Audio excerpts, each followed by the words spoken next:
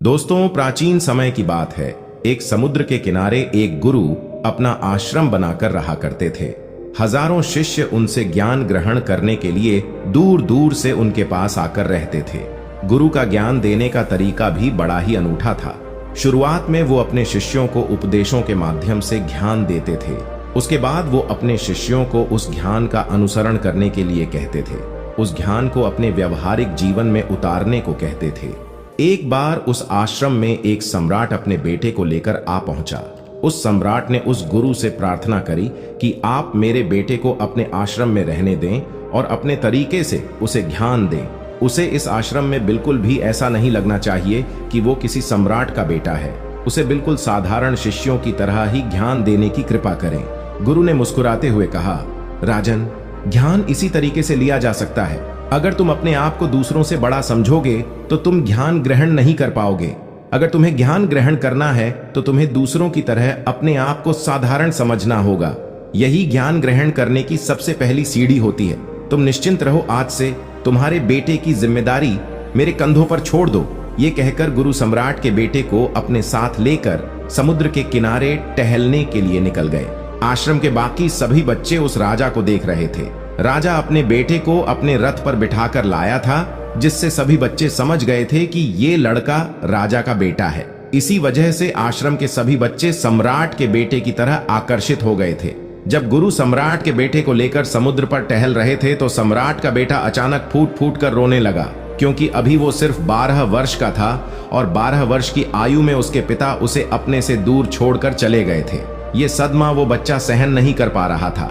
वो नहीं समझ पा रहा था कि उसके पिता उसकी भलाई के लिए उसे उस गुरु के पास छोड़कर गए हैं। उसे रोते हुए देखकर गुरु ने कहा कि बेटा, मैं तुम्हें चुप नहीं करूंगा। हो सकता है कि आज मैं तुम्हारे आंसू पोंछ दूं, लेकिन कल तुम फिर अपने आप को अकेला पाओगे। याद रखना, जीवन में इंसान अकेला आता है और अकेला ही जाता है। जितनी जल्दी जो इंसान इस बात को समझ लेता है, वो उतनी जल्दी आत्मज्ञान के रास्ते पर निकल पड़ता है। गुरु ने अपनी बात आगे बढ़ाते हुए कहा कि जो इंसान अकेला रहना सीख लेता है वही खुद से प्यार कर पाता है, और जो खुद से प्यार करना जानता है वो किसी के भी जाने का अफसोस नहीं करता, क्योंकि वो खुद से ही प्यार करता है। धीरे धीरे तुम आश्रम के माहौल में ढल जाओगे। शुरुआत में तुम्हें समस्या आ सकती है, लेकिन कुछ दिनों के बाद तुम इसे आत्मसात कर लोगे। उसके बाद तुम्हें यही जगह बहुत अच्छी लगने लगेगी। ये जगह तुम्हें अपनी महल जैसी लगने लगेगी। संध्या हो चली थी। समुद्र के दूसरे छोर पर सूरज छिपने लगा था और अपनी लालिमा पूरे आसमान में बिखेर रहा था। बड़ा ही सुंदर दृश्य था और गुरु शिष्य को अपने साथ लेकर आश्रम में वापस लौट आए। उस शिष्य को भी थोड़ी सांत्वना मिली, क्योंकि गुरु की आंखों में एक अभूतपूर्व शांति झलक रही थी। और जब हम किसी एकांतवासी गुरु की आंखों में वो शांति देख लेते हैं तो हमारे हृदय से भी सारा भार हट जाता है। मन एकदम निर्मल हो जाता है। जब सम्राट का बेटा रात्रि का भोजन करने के लिए भोजन कक्ष में पहुंचा तो आसपास के सभी शिष्य उसके पास आने लगे। उन सभी को पता था कि ये सम्राट का बेटा है और अगर हम इससे दोस्ती कर लेते हैं तो उससे हमारा बहुत फायदा होने वाला है। यही सोचकर आश्रम के ज्यादातर ने उसे घेर लिया था। बस कुछ बच्चे जो अकेले रहने का महत्व समझते थे, जो दिखावे में विश्वास नहीं करते थे, वो उस सम्राट के बेटे के पास जाने की बजाय अपना पूरा ध्यान खाने पर लगा रहे थे और एकांत में बैठकर अपना भोजन कर रहे थे। कुछ दिनों के बाद सम्राट के बेटे की आश्रम के ज्यादातर बच्चों के साथ दोस्ती हो गई। अब वो आश्रम में उन बच्चों के साथ घूमता, उन्हीं के साथ अपना ज्यादातर समय बिताता।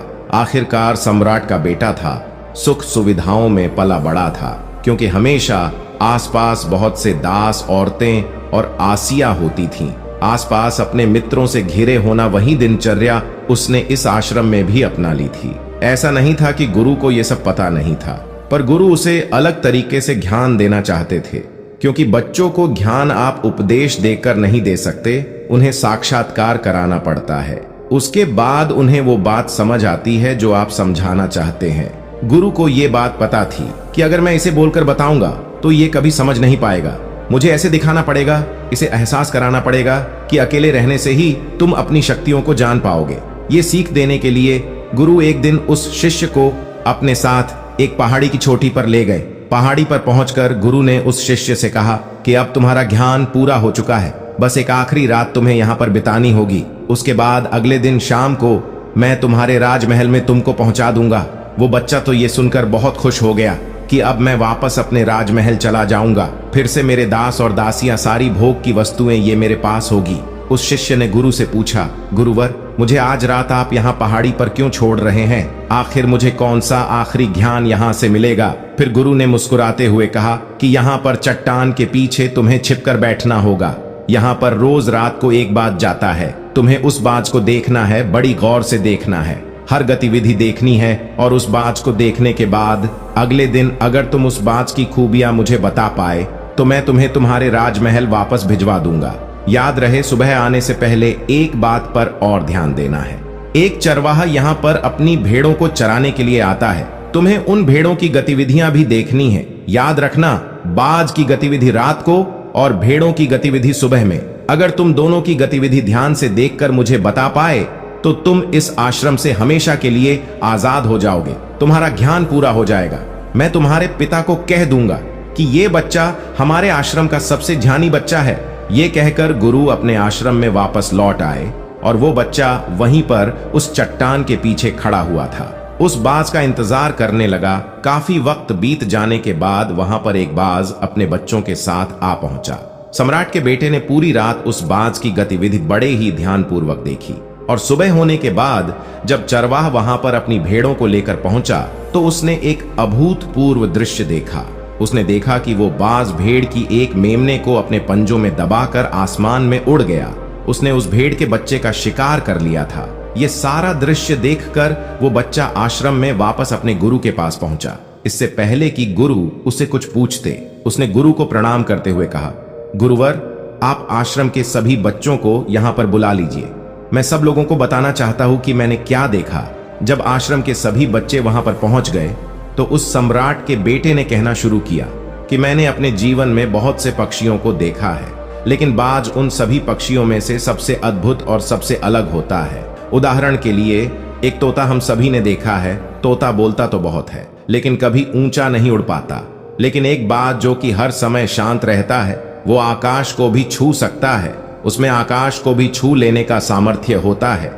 जब भी एक बात अपने शिकार को निश्चित कर लेता है तो वो उसी शिकार पर अपनी नजरें गड़ाए रहता है, चाहे वो कितनी भी ऊंचाई पर क्यों ना हो, चाहे कितना भी बड़ा तूफान क्यों ना जाए, लेकिन उसकी नजर हमेशा अपने लक्ष्य पर स्थिर रहती है। आज सुबह जिस बाज को मैंने देखा, उसने हर भेड़ को अपना शिकार नहीं बनाया, बल्कि उस भेड़ के झुंड में से उसने उस भेड़ के मेमने को अपना शिकार बनाया। उस बाज की तरह हमें भी अपना ध्यान अपने एक ही लक्ष्य पर स्थिर रखना चाहिए। चाहे जीवन में कितनी भी अड़चनें क्यों ना आए, हमें अपना लक्ष्य स्पष्ट दिखाई देना चाहिए। अलग अलग लक्ष्यों में अपनी ऊर्जा बर्बाद करने की बजाय हमें किसी एक लक्ष्य पर पूरी एकाग्रता के साथ ध्यान देना चाहिए। तीसरी बात जो मैंने उस बाज से सीखी और जो हम सभी को सीखनी चाहिए, वो ये है कि बाज कभी भी दूसरे पक्षी के साथ नहीं उड़ता, वो हमेशा आकाश में अकेला उड़ता है। इससे हमें ये सीख लेनी चाहिए कि हमें कभी भी छोटी सोच वाले लोगों के साथ नहीं रहना चाहिए। आखिरकार हम भी वही बन जाते हैं जिनके साथ हम रहते हैं। इसीलिए या तो बड़ी सोच वालों के साथ रहो या फिर अकेले रहो, क्योंकि जब हम अकेले रहते हैं तभी हम खुद की ताकत और खुद की कमजोरियों को जान पाते हैं। कमजोरियों को जानकर उनको दूर कर सकते हैं और अपनी ताकत को जानकर उसका सही इस्तेमाल कर सकते हैं। लेकिन वो तभी संभव होगा जब हम अकेले रहना सीखेंगे। चौथी सीख जो हमें एक बाज से लेनी चाहिए कि एक बाज हमेशा अपनी सीमाओं से ऊपर उठकर उड़ता है। जब तूफान आता है तो हर एक पक्षी अपने घोंसले की तरफ भागता है, खुद को छुपाने की जगह ढूंढता है, लेकिन बाज ऐसा कुछ भी नहीं करता। वो खुद की सीमाओं को तोड़कर बादलों से भी ऊपर उड़ने का प्रयास करता है। हवाएं उसे थप्पड़े मारती हैं, पंख उसके बाहरी हो जाते हैं, पानी और धूल की वजह से उसे कुछ दिखाई नहीं देता, लेकिन वो फिर भी आसमान की तरफ उड़ता रहता है और अंततः बादलों से भी ऊपर निकल जाता है और वहां तब तक उड़ता रहता है जब तक मौसम ठीक नहीं हो जाता। अपनी सीमाओं को सिर्फ इसलिए तोड़ पाता है क्योंकि वो समस्या के आने पर उससे घबराता नहीं है, उससे डरकर बचने का प्रयास नहीं करता, बल्कि एक सकारात्मक नजरिए के साथ उसका सामना करता है। जीवन में चाहे कितनी भी अड़चनें क्यों ना आए, हमें उन अड़चनों से लड़ना चाहिए। न कि उनसे डरकर कहीं छुप कर बैठना चाहिए। बहादुर तो वो लोग होते हैं जो तूफानों से टकरा जाते हैं। कायर तो अपने घर में, अपने घोंसले में अपनी जगह ढूंढ कर बैठ जाते हैं। पांचवी बात जो हम एक बात से सीखनी चाहिए कि बाज कभी भी अपने घोंसले में घास के कोमल तिनके नहीं रखता। जो तिनके एक कोमल होते जाते हैं वो उन्हें निकाल कर फेंकता रहता है। उसी तरह चाहे कितनी भी आरामदायक जिंदगी आपको मिली हो, लेकिन उस आराम से ऊपर उठकर अपने आलस्य को तोड़कर जीवन में मेहनत करते रहना चाहिए। जीवन में पसीना बहाना चाहिए, शारीरिक मेहनत करनी चाहिए। अपने घोंसले से कोमल तिनके उठाकर फेंक दो और आज ही अपने आलस्य को तोड़कर निकल पड़ो। हर दिन अपने आप को चुनौतियां दो, हर दिन मुश्किलों से लड़ो, क्योंकि वही मुश्किलें तुम्हें मजबूत बनाएंगी। जंगल के राजा शेर को भी झुंड बनाकर शिकार करते हुए देखा जा सकता है, लेकिन बाज हमेशा अकेला शिकार करता है, क्योंकि वो जानता है कि भीड़ हौसला तो देती है मगर साहस छीन लेती है। आदमी को हमेशा अकेले ही आगे बढ़ना होता है। यही कारण होता है कि वो जल, थल और नभ और सभी जगहों पर अपने शिकार का परचम लहरा सकता है। बाज की उम्र लगभग 70 साल की होती है, लेकिन 40 साल में ही उसका शरीर बूढ़ा हो जाता है। नाखून उसके पैरों में ढंसने लगते हैं, पंख उसके शरीर में चिपक जाते हैं, उसकी चोंच मुड़ जाती है, उसका शरीर भारी हो जाता है। ऐसी स्थिति में शिकार करना तो क्या, उड़ने की भी हालत नहीं रहती उसकी। ऐसे में उसके पास सिर्फ 2 विकल्प होते हैं। पहला, या तो वह खुद की इस अवस्था को स्वीकार कर ले और भूखा प्यासा मर जाए, या किसी दूसरे जानवर का शिकार बन जाए। और दूसरा विकल्प ये होता है कि वो 6 महीने एक बहुत ही दर्दनाक प्रक्रिया से गुजरे और खुद को फिर से पहले जैसा मजबूत बना ले। लेकिन बाज तो बाज है, वो दूसरा विकल्प चुनता है। इसके लिए वो खुद को एक बहुत ही ऊंचे पहाड़ पर ले जाता है, जहां वो पहले अपनी सोच से अपने सारे पंख खींच खींच कर उखाड़ देता है और फिर चट्टान पर पैर मार मार कर अपने पंजे तोड़ देता है। उसके बाद उसी चट्टान पर अपनी चोंच को पटक पटक कर तोड़ देता है और इस लहूलुहान अवस्था में खुद को दूसरे जानवरों से छुपाता फिरता है। अगले 6 महीने तक वो इसी दर्दनाक प्रक्रिया से गुजरता है और इंतजार करता है नए चोंच, नए पंख और नए पंचों का। तब फिर वो अपनी नई जिंदगी शुरू करता है और निकल पड़ता है अपने शिकार पर और अगले 30 सालों तक फिर से राज करता है। इसीलिए समय आने पर हमें भी अपनी पुरानी आदतों को छोड़ना पड़ता है और कुछ नया सीखना पड़ता है। समय के साथ बदलना पड़ता है, अपने आप को तैयार करना पड़ता है, वरना हमारा भी शिकार हो सकता है, हम भी पीछे रह सकते हैं। इसके बाद सम्राट के बेटे ने भेड़ों की विशेषता बताते हुए कहा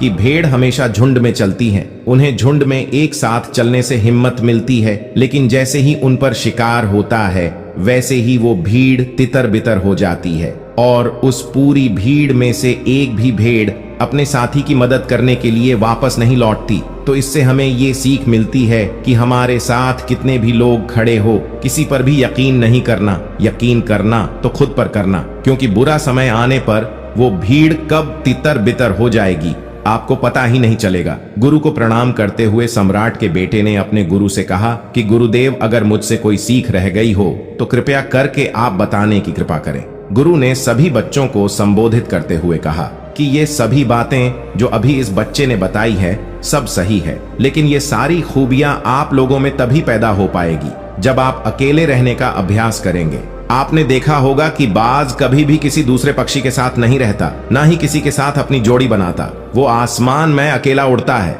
और अकेला उड़ने की वजह से वो अपनी ताकत और अपनी कमजोरियों को जान पाता है। इसके बाद गुरु ने अपनी बात खत्म करते हुए कहा कि मैं आज रात इस सम्राट के बेटे को इसके राजमहल में छोड़ने के लिए जा रहा हूँ, क्योंकि इसके सीख यहाँ पर पूरी हो गई है। और ये कहकर गुरु उस सम्राट के बेटे का हाथ पकड़कर राजमहल की तरफ रवाना हो गए और बाकी के सभी बच्चे उन्हें पीछे से जाते हुए देखते रहे। धन्यवाद।